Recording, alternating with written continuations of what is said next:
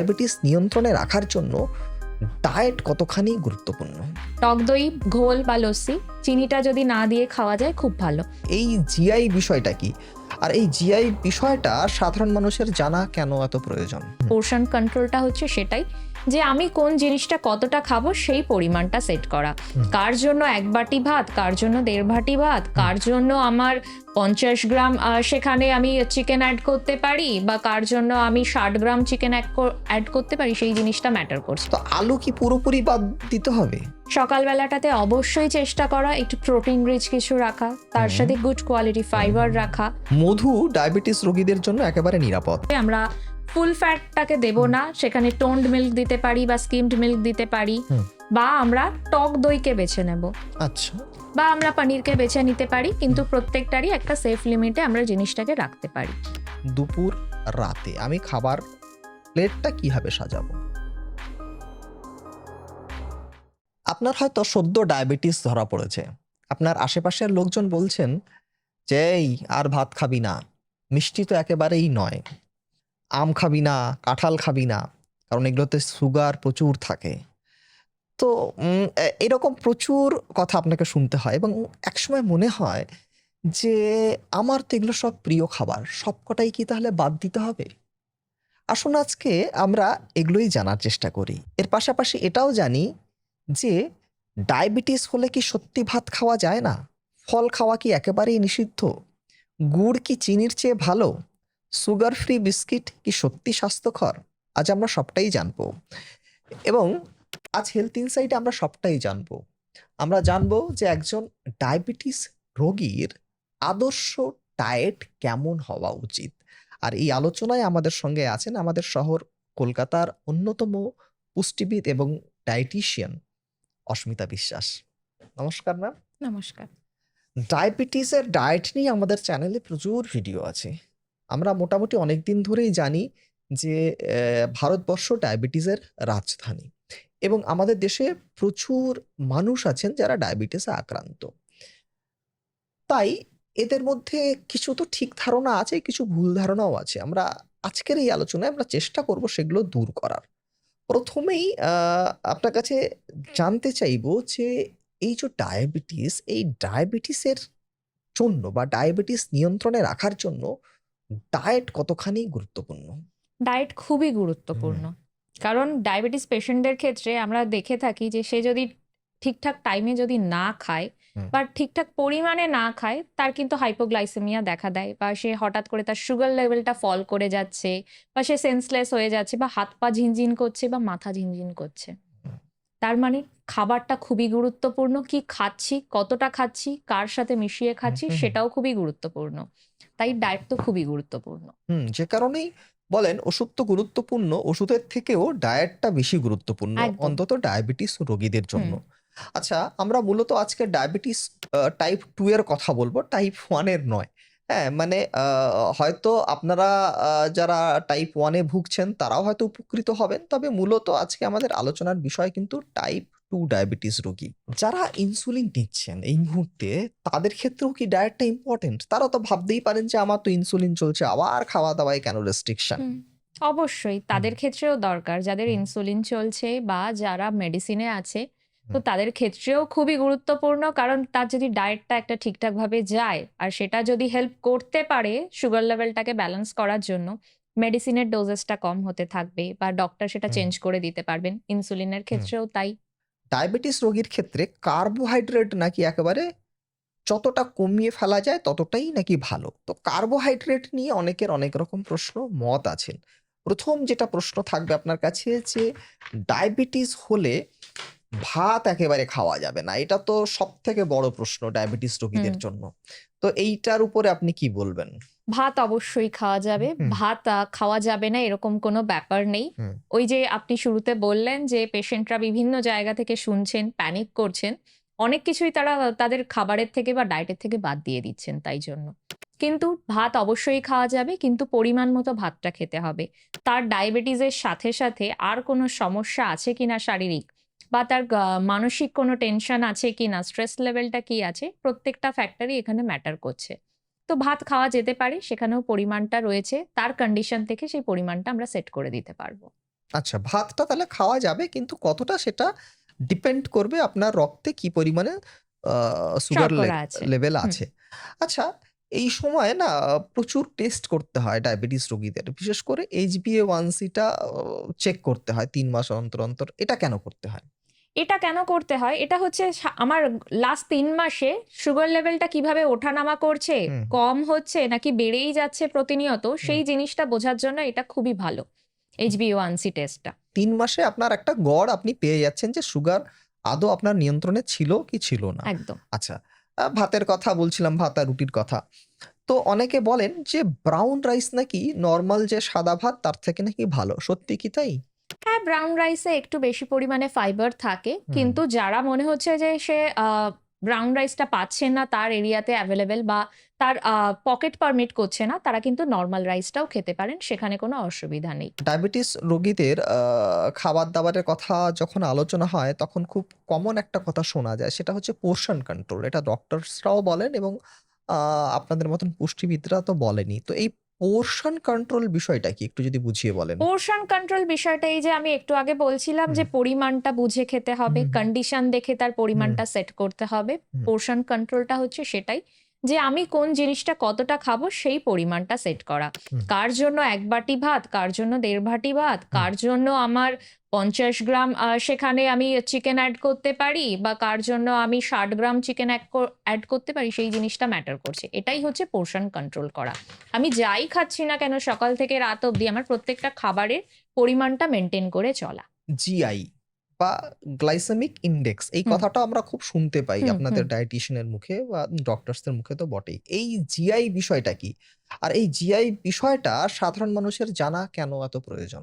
সাধারণ মানুষের জানা তো খুবই গুরুত্বপূর্ণ। এটাও একটা অ্যাওয়ারনেস এর একটা পার্ট। কারণ জিআই মানে হচ্ছে আমাদের গ্লাইসেমিক ইনডেক্স। আর হুম, সেটা হচ্ছে একটা ইন্ডিকেটর, যেটাতে আমরা বুঝতে পারবো আমরা যে প্রত্যেকদিন যে খাবারগুলো খাচ্ছি, সেটা আমার লাউ, পটল, উচ্ছে, ঝিঙে, ডিম, ওটস, ডালিয়া, আমার পাকা কলা, আমার লেবু, যেকোনো কিছু পার্টিকুলার প্রত্যেকটা যদি একেকটা নাম ধরি, হুম, তো সেইগুলোর মধ্যে কতটা ক্ষমতা আছে আমার বডির যে, বা আমার ব্লাডের যে লেভেলটা রয়েছে সুগার লেভেল, সেটাকে কত তাড়াতাড়ি সে স্পাইক করিয়ে দিতে পারে, বা কত ধীরে, ধীরে সে মানে স্পাইক করতে পারে। একটা হচ্ছে তাড়াতাড়ি স্পাইক করতে পারে, আরেকটা ধীরে, ধীরে। হুম, আরেকটা মিডিয়াম হুম, রেঞ্জেরও একটা থাকে। হুম।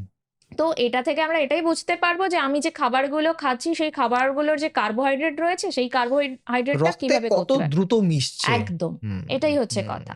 যত দ্রুত মিশবে তত স্পাইক হবে একদম, এবং আস্তে, আস্তে আ যেটা মিশছে সেটার স্পাইক কম। একদমই তাই। এটাই হচ্ছে একদম, বিষয়। একদম। হুম, মানে আমার যত তাড়াতাড়ি রক্তে গ্লুকোজ মিশবে তত হুম, তো আমার ক্ষতি আরকি। একদম। তার মানে জিআই বা গ্লাইসেমিক ইনডেক্স এটা বোঝাটা দরকার যে আপনি হ্যাঁ, যে খাবারটা খাচ্ছেন তার জিআই আ বেশি না কম। যদি বেশি একদম। হয় তার মানে এটা আপনি খেলে আপনার রক্তে সুগারের পরিমাণটা বাড়বে এবং হুম, আ স্পাইক হবে। একদম। এটাই, এটাই একদমই হচ্ছে তাই, কথা। একদমই, তাই তো? একদম। হুম, কিন্তু এখানেও হুম। কিন্তু আমাকে পোরশন সাইজটা কন্ট্রোল সে তো করতে হবে। অবশ্যই তাই। হ্যাঁ, যে হুম, আমার জিআই কম মানে আমি এক গাদা খেলাম হুম, হুম, হুম। সেটাও তো হবে না, না। না, না। ঠিক। এবার যেটা সবার প্রশ্ন থাকে যে আমি ডায়াবেটিসের রুগী, আমি আমার খাবারটা কিভাবে সাজাবো? সকাল, দুপুর, রাতে আমি খাবার প্লেটটা কিভাবে সাজাবো? সকাল বেলাটাতে অবশ্যই চেষ্টা করা একটু প্রোটিন রিচ কিছু রাখা। তার হুম, সাথে গুড কোয়ালিটি হুম, ফাইবার হুম, রাখা। হুম, তার মানে আমি কি রাখতে পারি, হুম, অনেকেই আর কোনো সমস্যা না থাকলে, হুম, কোলেস্টেরল লেভেলটা ঠিক থাকলে হুম, একটা সিম্পল ডিম সিদ্ধও রাখা যেতে পারে। হুম, তার সাথে আমি ওটস রাখতে পারি, ডালিয়ার খিচুড়ি বানিয়ে রাখতে পারি, বা আমি একটা চিলা বানিয়ে রাখতে পারি। হুম, তো এই জিনিসগুলো রাখা যেতে পারে। এইবার এইটা যদি আমার কাছে অপশনে না থাকে, আমি যদি সিম্পল বাড়ির খাবার-দাবার খেতে চাই, বাকিরা যেটা খাচ্ছে, তো সেখানে রুটি তরকারি অবশ্যই যেতে পারে। কিন্তু মাথায় রাখতে হবে আলু যেন বেশি না থাকে, সেইটার মধ্যে সবজি যেন বেশি থাকে। সেই সবজির মধ্যে আমি একটু লাউ রাখতে পারি, একটু পটল রাখতে পারি, বা মিক্সড পাঁচমিশালি যে তরকারি হয় বা শুক্তো হয়, সেই জিনিসগুলোও রাখতে পারি। আবার সিম্পল একটা প্লেন স্যুপের মতন করেও আমি কিন্তু রাখতে পারি। সকালটা একটু প্রোটিন রিচ করতে হবে, তো সেই সবজির মধ্যে আমরা যদি চাই, আমরা তার মধ্যে একটু পনির এড করতে পারি, বা কেউ যদি মনে করেন যে না আমি একটা মিক্সড ডালের মতন করে খাবো, সেটাও হবে, কোনো অসুবিধা নেই। সকালে আমাকে একটু প্রোটিন রিচ রাখতে হবে। আমাদের টিপিক্যাল বাঙালিদের বা আমাদের ভারতীয় যত ধরনের রেসিপি আছে, সেটাতে আমরা দেখি যে কার্বোহাইড্রেটের পরিমাণটা বেশি থাকে। হুম মানুষ এই কার্বোহাইড্রেটটাকে ফোকাস করে, যেমন ঝাল সুজি হুম বা আমাদের চিড়ের পোলাও। সেইটার মধ্যে আমি যদি একটু, কারোর যদি বাদামে কোনো সমস্যা না থাকে, আমি একটু বাদাম অ্যাড করতে পারি। তার মধ্যে আমি একটু কাবলি চানা অ্যাড করতে পারি, বা আমি একটু এগ ভুর্জি করে দিতে পারি, বা সিম্পলি ওই উপমা বা পোহার সাথে আমি একটা ডিম সিদ্ধ বা এগ পোচ নিতে পারি। মোদ্দা কথা আপনি যেটা খাচ্ছেন তাতে যে কোনোভাবে কার্বোহাইড্রেটের যে কন্টেন্টটা সেটা হুম, হুম। আপনাকে কমাতে হবে। আপনি একদম। কার্বোহাইড্রেট খাচ্ছেন খান, হুম, কিন্তু হুম, হুম। ধরুন আপনি শুধুই সুজিটা খাচ্ছেন, সেটা এতটা হচ্ছে। তার মধ্যে হুম, যদি আপনি কিছুটা মিক্স করে নিলেন, তাহলে কার্বোহাইড্রেটের পরিমাণটা অনেকটা কমে গেল, একদম, যেটা আপনার পক্ষে একদম, ভালো।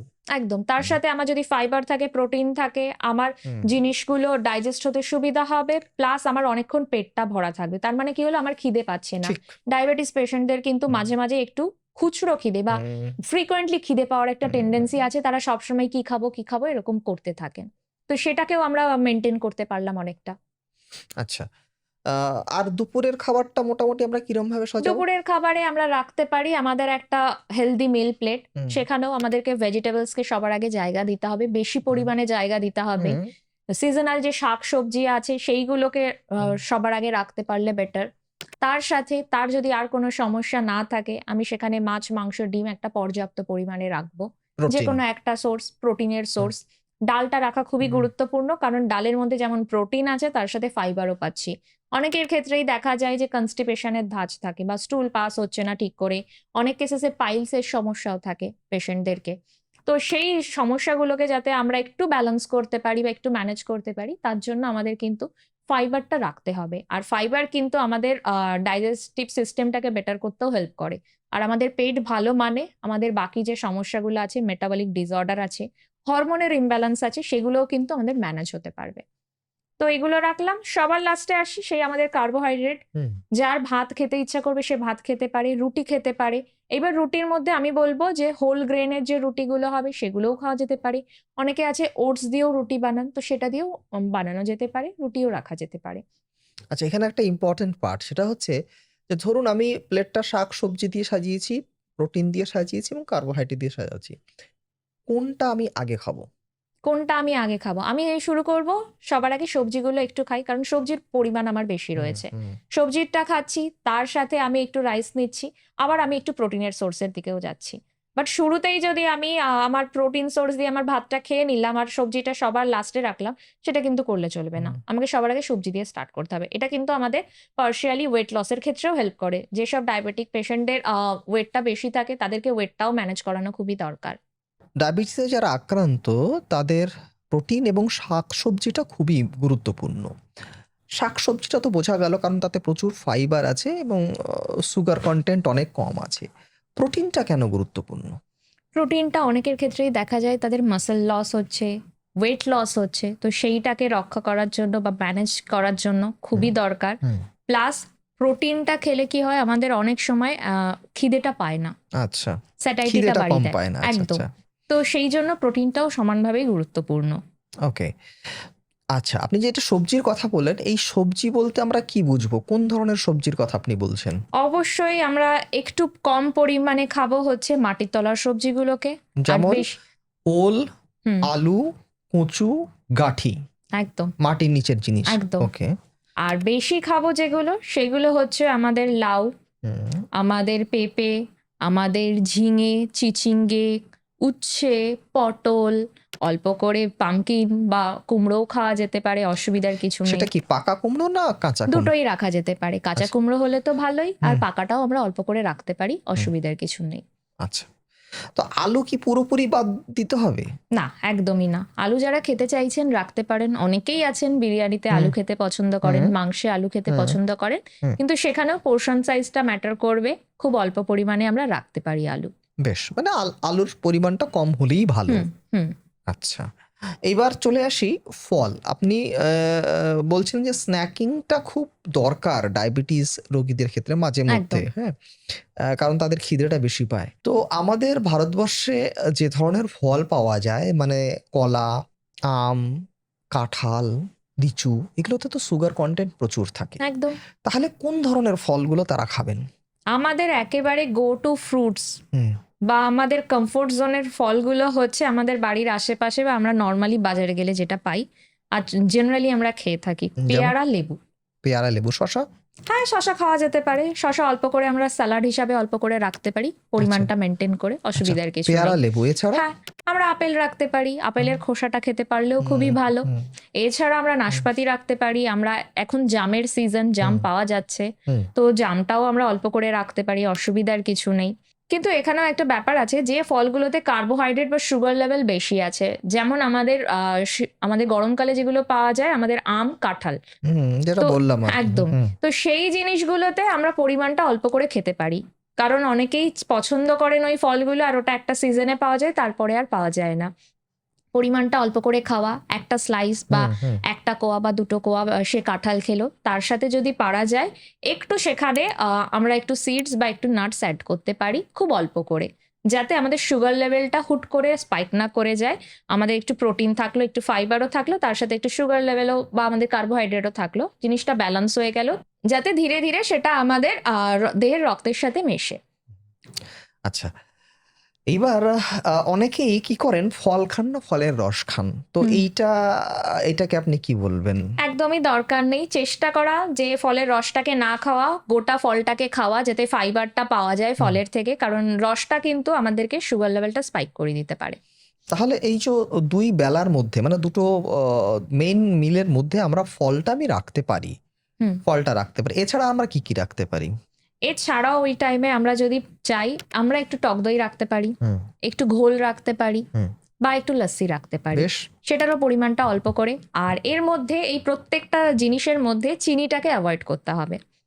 টক দই, ঘোল বা লস্যি, চিনিটা যদি না দিয়ে খাওয়া যায় খুব ভালো। সেখানে আমরা একটু জিরের গুঁড়ো অ্যাড করতে পারি, কোনো অসুবিধা নেই। আচ্ছা, চিনির কথা যখন উঠলো, তখন অনেকেই বলেন যে আমি চিনি তো খাই না, আমি গুড় খাই, বা অনেকে বলেন আমি চিনি গুড় খাই না, আমি বাতাসা খাই, আবার অনেকে বলেন আমি চিনি গুড় বাতাসা কিছুই খাই না, আমি মধু খাই। তো এই জিনিসটাকে আপনি কিভাবে দেখছেন? সবকটাই কিন্তু আমার সুগারের সোর্স বা কার্বোহাইড্রেটের সোর্স। তো আমাকে মাথায় রাখতে হবে, সবকটাই কিন্তু আমার বডির যে সুগার লেভেল রয়েছে সেটাকে কিন্তু স্পাইক করে দিতে পারে, যদি আমরা প্রতিনিয়ত এভাবে খেতে থাকি। মানে চিনি যা, গুড় তাই, মধু তাই, বাতাসাও তাই, আলাদা একদমই কিছু তাই। না। কিন্তু এগুলো সবকটাই হচ্ছে সুগার কন্টেন্ট। তো আমাদেরকে মাথায় রাখতে হবে, আমরা সারাদিনের যে খাবারগুলো খাচ্ছি, সেই খাবারের মধ্যে থেকে আমরা যতটা পরিমাণে কার্বোহাইড্রেট পাচ্ছি, সেটাতেই আমাদেরকে একটু ম্যানেজ করে চলতে হবে। বাকি এগুলোকে একটু মানে ধীরে ধীরে কাট করতে থাকা, এক্সেসিভ পরিমাণে না নেওয়া। মানে এটাকে বন্ধ করে দিতে পারলেই ভালো। এমন নয় যে আপনি চিনি খাচ্ছেন না, গুড় খাচ্ছেন, ভাবছেন যেটা ভালো, তা নয়। আপনি মধু খাচ্ছেন, সেটাও একই রকম। বাতাসা যেটা আপনি খাচ্ছেন, সেটাও একদম। কিন্তু সেই চিনি, আলাদা একদম কিছু না। একদম। এবার চলে আসি সুগার ফ্রির কথা। অনেকে সুগার ফ্রি এবং ইদানিং কালে স্টিভিয়া বলে একটা জিনিস বাজারে পাওয়া যাচ্ছে। তো এই দুটোর সম্পর্কে আপনার কি মতামত? এই যে আর্টিফিশিয়াল সুইটনার্স গুলো রয়েছে, বা সুগার ফ্রি বা স্টিভিয়া যাই রয়েছে, এগুলো আনকন্ট্রোল ওয়েতে কিন্তু সবসময় খাওয়া যাবে না। এটারও কিন্তু একটা সেফ লিমিট রয়েছে। তো সেক্ষেত্রে আমরা সবসময় অনেককেই দেখি যে অনেক পেশেন্টরাই এটাকে সব রান্নার মধ্যে একটু দিয়ে দিচ্ছেন। তো সেইটা কিন্তু পরিমাণটা যদি দেখি, সারাদিনের প্রত্যেকটা তরকারির মধ্যে যদি যাচ্ছে, বা সে চা খাচ্ছে, বা কখনো মনে হচ্ছে সে একটু টক দই খাচ্ছে বা লস্যি খাচ্ছে, তার মধ্যেও অ্যাড করে দিচ্ছে, সেটাও কিন্তু আলটিমেটলি আমার জন্য একটা আনসেফ কোয়ান্টিটিতে হয়ে যাচ্ছে। তো এটারও একটা সেফ কোয়ান্টিটিতেই এটাকে ইনটেক করতে হবে রেগুলার বেসিসে, যদি কেউ করতে চাইছে। এরপরে যেটা আপনার কাছে জানতে চাইবো, সেটা হচ্ছে এই ধরনের পেশেন্টরা দুধ বা দুগ্ধ জাতীয় যে পণ্যগুলো আছে সেগুলো খাবেন কি খাবেন না, এবং খেলেও কোন ধরনের পণ্য তারা বেছে নেবেন? প্রথমেই যেটা বলার, যে দুধ যদি তার সহ্য হয়, বা দুগ্ধজাত যে খাবারগুলো আছে সেগুলো যদি তার সহ্য হয়, কোনো ল্যাকটোজ ইনটলারেন্স না থাকে, তাহলে সেটা একটা সেফ অ্যামাউন্টে বা সেফ কোয়ান্টিটিতে আমরা ইনক্লুড করতে পারি। যদি যদি তার আর কোনো সমস্যা না থাকে, শারীরিক সমস্যা, বা তার কিডনির কোনো সমস্যা না থাকে, সেক্ষেত্রে আমরা ইনক্লুড করতে পারি। বাট এখানে মাথায় রাখতে হবে, আমরা ফুল ফ্যাটটাকে দেব না, সেখানে টোন্ড মিল্ক দিতে পারি বা স্কিমড মিল্ক দিতে পারি, বা আমরা টক দইকে বেছে নেব, আচ্ছা, বা আমরা পনিরকে বেছে নিতে পারি, কিন্তু প্রত্যেকটারই একটা সেফ লিমিটে আমরা জিনিসটাকে রাখতে পারি।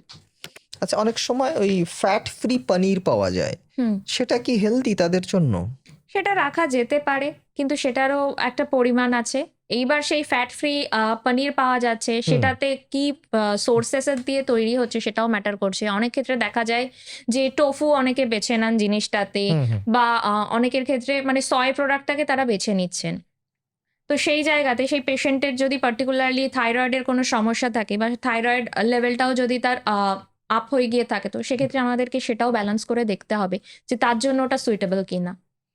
আচ্ছা, এরপরে চলে আসি ফ্যাট, মানে তেল হুম। জাতীয় যে খাবারগুলো আছে।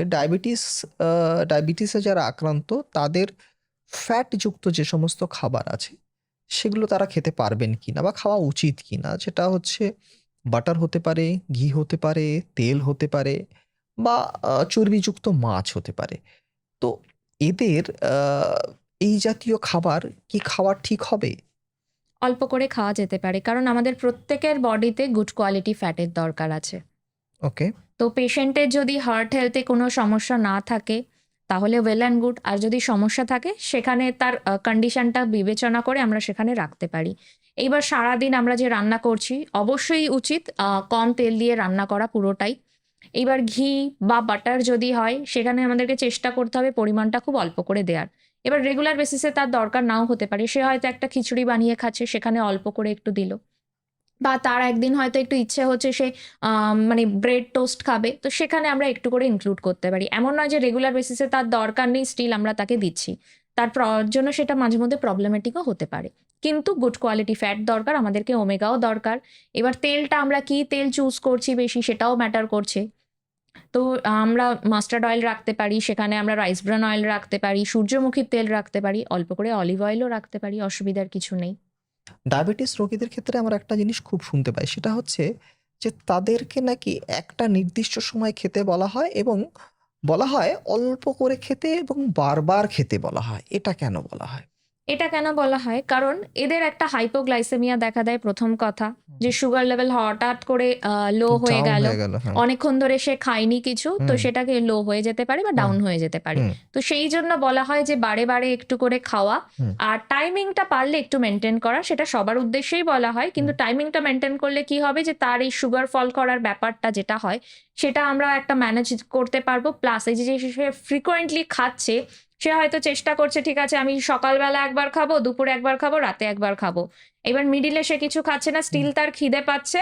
সে হয়তো সেটাকে কন্ট্রোল করার চেষ্টা করছে। কিন্তু আল্টিমেটলি তার নেক্সট মিল যখন খাচ্ছে আনকন্ট্রোলড ওয়েতে অনেক বেশি পরিমাণে খাবার খেয়ে নিচ্ছে।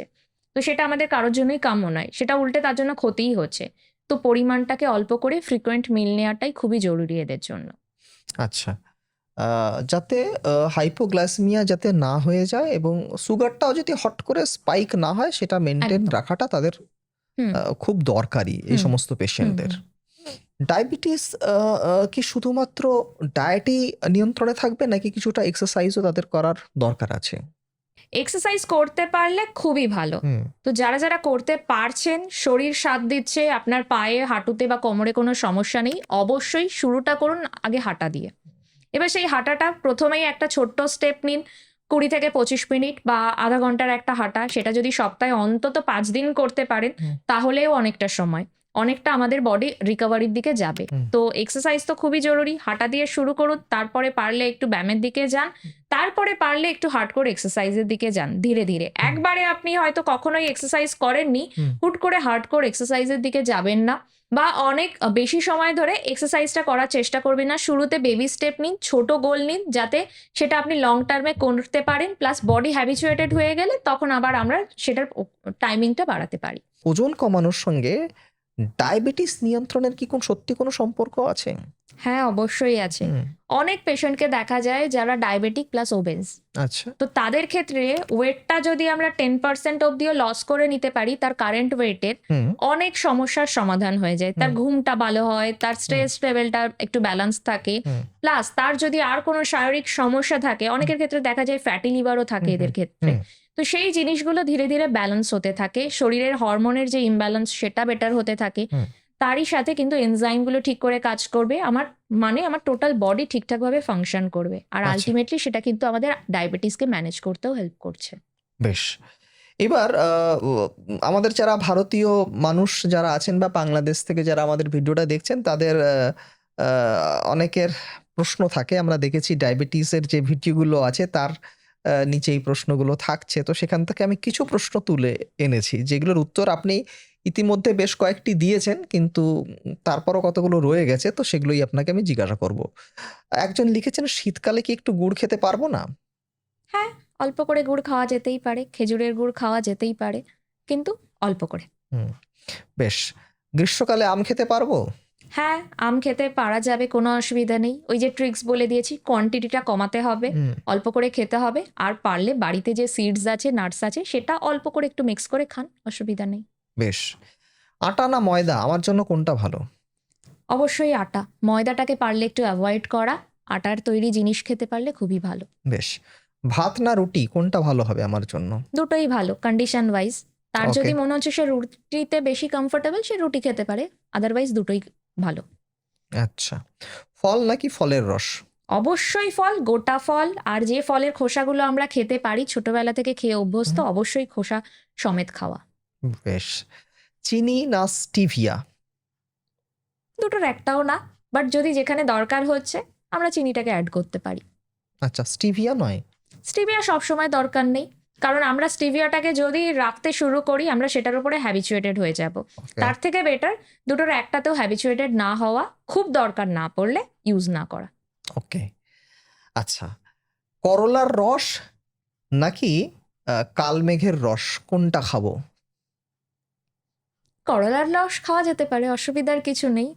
কালমেঘের রসও খাওয়া যেতে পারে, দুটোরই গুণ আছে, দুটোই আমাদের শরীরের জন্য উপকারী, কিন্তু আমি আম, হয়তো 1 কাপ খেলে হয়ে যাচ্ছে, আমি সেখানে ভাবছি যে আমার খুব তাড়াতাড়ি আমার ওয়েট লসও হবে, তার সাথে আমার সুগার লেভেলও নর্মাল হয়ে যাবে, আমি রোজ 1 বোতল করে খাচ্ছি, সেটা করা যাবে না। পরিমাণটা এখানেও ম্যাটার করছে, সেফ কোয়ান্টিটিতে খেতে হবে। এবং ড্রাস্টিক্যালি যে আপনার ডায়াবেটিস কমে যাবে এরকম কোনো মানে নেই। না। রাতে খাওয়ার পরে হাঁটা, এটা কি উপকারী হবে? হ্যাঁ, হাঁটা যেতে পারে, অল্প করে হাঁটা যেতেই পারে, কোনো অসুবিধা নেই। 10 মিনিট, 15 মিনিট, 20 মিনিট, ইভেন আধা ঘন্টা অবধিও হাঁটা যেতে পারে, বডি পারমিট করলে। আচ্ছা। মধু ডায়াবেটিস রোগীদের জন্য একেবারে নিরাপদ, কতটা সত্যি? একদমই না, মধুতেও তো আমাদের সুগারই রয়েছে, হুম, কার্বোহাইড্রেটের সোর্স। এক্স্যাক্টলি। আচ্ছা, আমরা একেবারে শেষ পর্যায়ে চলে এসেছি। ধরুন আপনার কাছে একজন পেশেন্ট এসছেন। আ তিনি আপনার কাছে জানতে চাইলেন যে আমি ৫ টা হ্যাবিট আপনি আমায় বলে দিন, যে ৫ টা হ্যাবিট ফলো করলে আমি ডায়াবেটিসটা কমাতে পারবো। সেই ৫ টা হ্যাবিট কি হবে?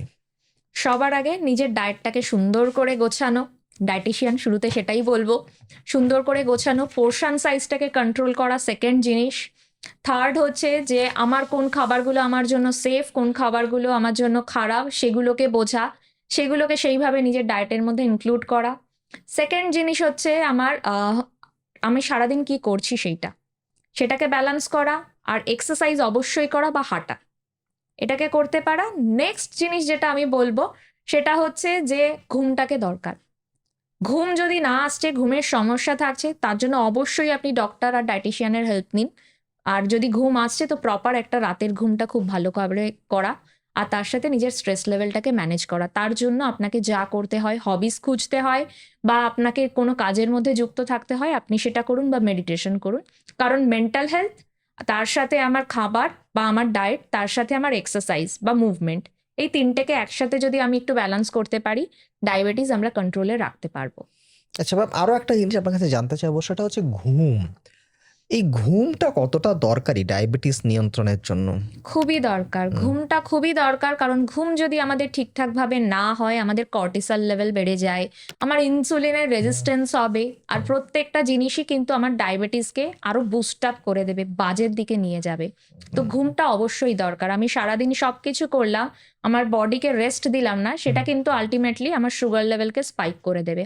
অনেক সুগার পেশেন্টদের আছে বা ডায়াবেটিস পেশেন্ট আছেন হুম, যারা অতিরিক্ত টেনশন করেন, বিভিন্ন কারণের জন্য টেনশন করেন, রাতের পর রাত ঘুম হচ্ছে না, তাদের কিন্তু সুগার লেভেলটা বা ডায়াবেটিসটাকে কন্ট্রোল করা খুবই ডিফিকাল্ট হয়ে যায়।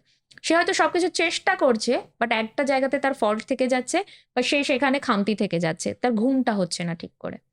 তো ঘুমটা অবশ্যই দরকার, প্রত্যেকটা মানুষের জন্যই ঘুমটা খুবই ইম্পর্টেন্ট, রেস্ট করা খুব দরকার। Thank you so much ma'am. Diabetes নিয়ে হয়তো আমরা আগামী দিনে আরো কথা বলবো। আজ তো সবকটা শেষ করে উঠতে পারলাম না। নিশ্চয়ই আমরা পরবর্তী আরো একটা দিনে আমরা আলোচনা করব।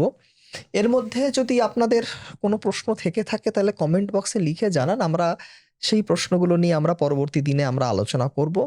আর যদি ম্যামের সঙ্গে কখনো কোনো রকমভাবে যোগাযোগ করার আপনাদের যদি ইচ্ছে হয়, আমরা একটা নাম্বার ডেসক্রিপশন বক্সে দিয়ে রেখেছি। আপনারা চাইলে সেখান থেকে যোগাযোগ করে নিতে পারেন। আজ এ পর্যন্তই। আবার দেখা হবে অন্য কোনো দিন, অন্য কোনো এপিসোডে। নমস্কার। নমস্কার।